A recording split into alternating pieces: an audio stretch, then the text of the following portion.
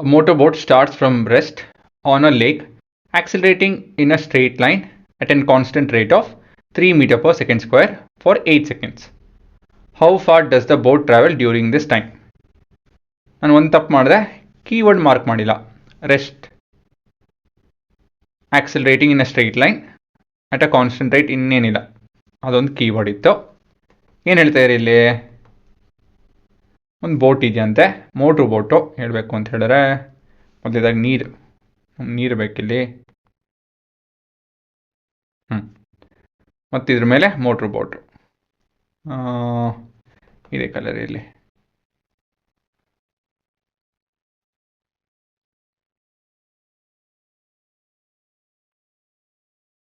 ಸರಿನಾ? ಕಾಣ್ತಾ ಇದೆಯಾ ಆ ಥರ ಮೋಟ್ರು ಬೋಟ್ ಥರ? ಹಾಂ, ಸಾಕು. ಇದು ನಿಮ್ಮ engine. So it's starting from rest. Starting from rest ಅಂತ ಹೇಳಿದ್ರೆ ಅರ್ಥ ಏನು? ಯು ಇಸ್ ಈಕ್ವಲ್ ಟು, ಹೌದು, 0 metre per second. It's accelerating with a rate of 3 meter per second square for 8 seconds. 8 second. So what is the distance traveled from point A to point B? ಇದೆ ನಿಮ್ಮ ಪ್ರಶ್ನೆ ಅಲ್ವಾ? ಇವಾಗ ತಕ್ಷಣಕ್ಕೆ given ಬರೆಯೋಣ. Given u is equal to 0 meter per second. Time is 8 seconds. Acceleration is 3 meter per second square. Working ಯಾವ ಫಾರ್ಮ್ನ ಉಪಯೋಗಿಸ್ಬೇಕಾಗುತ್ತೆ? ಡಿಸ್ಟೆನ್ಸ್ ಕಂಡುಹಿಡಬೇಕು. ಯು ಟಿ ಎ ಕೊಟ್ಟಿದ್ದಾರೆ. S is equal to U T plus half A T square. ನನ್ನ ಮನಸ್ಸಲ್ಲಿ ಇದು ಬರ್ತಾ ಇದೆ, ನೋಡೋಣ. ಯು ಗೊತ್ತಿದೆ, ಟಿ ಗೊತ್ತಿದೆ, ಎ ಗೊತ್ತಿದೆ, ಸರಿ ಇದೆ ಅಲ್ವಾ? ಸೊ ಈ ಥರ ಬರೋದು ನೋಡಿ. ಇಲ್ಲ ಅದು ಉಪಯೋಗ ಬರಲ್ಲ ಅಂದರೆ ಕಟ್ ಮಾಡಿ ಮತ್ತೊಂದು ಬರೀರಿ, ಅಷ್ಟೇ. ತಲೆ ಕೆಡ್ಸ್ಕೊಳಕ್ಕೆ ಹೋಗ್ಬಿಡಿ. ಸೊ ಇದು 0 plus half into acceleration is 3 into 8 into 8. 1 4 12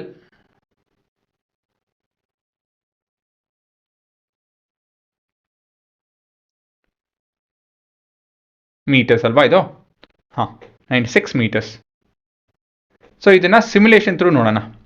ಹೇಗೆ ನೋಡ್ಬೋದು ಅಂತ ಹೇಳಿದ್ರೆ ಇಲ್ಲಿ ನೋಡಿ. ಇಲ್ಲಿ ನಿಮ್ಮ ಇನಿಷಿಯಲ್ ವ್ಯಾಲ್ಯೂ ಯು ಬಂದು 0, ಆಕ್ಸಲರೇಷನ್ ಕಾನ್ಸ್ಟೆಂಟ್ ಆಕ್ಸಲರೇಷನ್ ಬಂದು 3 ಅಲ್ವಾ? 3. ಮತ್ತು ಟೈಮ್ ಹೇಗೆ ಅಂತ ಹೇಳಿದ್ರೆ ಇಲ್ಲಿ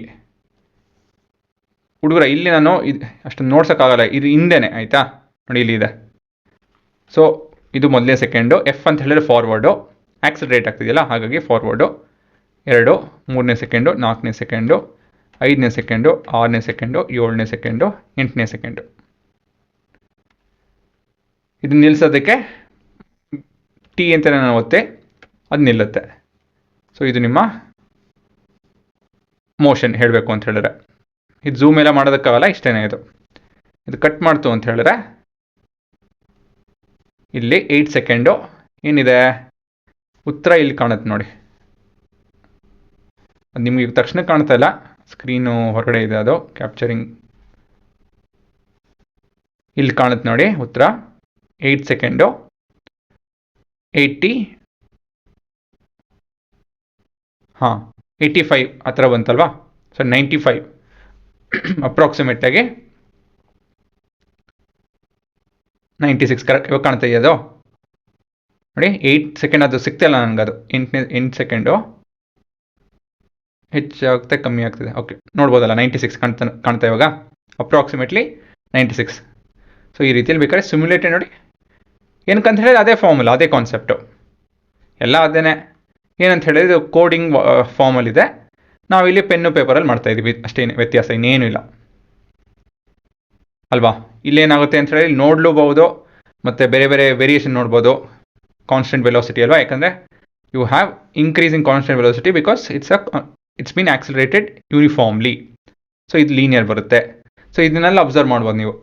ಸೊ ಆದಷ್ಟು ಎಲ್ಲ ಪ್ರಾಬ್ಲಮ್ ನೀವು ಏನೇನು ಮಾಡ್ತೀರಾ ನಾನು ಒಂದಷ್ಟು ಪ್ರಾಬ್ಲಮ್ ನೋಡ್ಸಿಲ್ಲ ಇದುವರೆಗೂ, ಯಾಕಂದರೆ ಕಾನ್ಸೆಪ್ಟ್ ಮೊದಲು ಅರ್ಥ ಆದರೆ ನಿಮ್ಗೆ ಇದೆಲ್ಲ ನೋಡೋದಕ್ಕೆ ಸರಿ ಹೋಗುತ್ತೆ. ಸುಮ್ಮನೆ ಕನ್ಫ್ಯೂಸ್ ಆಗುತ್ತೆ ಅಂತ ಹೇಳಿ ನಿಧಾನಕ್ಕೆ ನೋಡ್ತಾ ಇರೋದು ನಾನು. ಸೊ ಒಂದಷ್ಟು ಫಾರ್ಮ್ಲೆಸ್ ಎಲ್ಲ ಜ್ಞಾಪಕ ಇರುತ್ತೆ, ಮತ್ತು ಇದೆಲ್ಲ ಸುಲಭ ಆಗ್ತಾ ಇರುತ್ತೆ ನಿಮಗೆ, ಹಾಗಾಗಿ ಇದನ್ನು ನೋಡ್ತಾ ಇದ್ದೀನಿ. ಸೊ ಇವು ನಿಮ್ಗೆ ಇನ್ಮೇಲೆ ಏನೇನು ಪ್ರಾಬ್ಲಮ್ ಮಾಡ್ತೀರೋ ಎಲ್ಲದಕ್ಕೂ ಸಿಮ್ಯುಲೇಟ್ ಮಾಡಿ, ಗ್ರಾಫ್ ನೋಡ್ಕೊಳ್ಳಿ, ಒಂದು ಐಡಿಯಾ ಬರುತ್ತೆ. ಸೊ ಈ ರೀತಿಯಲ್ಲಿ ನೀವು ಕಲಿಬೇಕು, ಸರಿನಾ? ಸೊ ಇದೇ ನಿಮ್ಮ ಉತ್ತರ.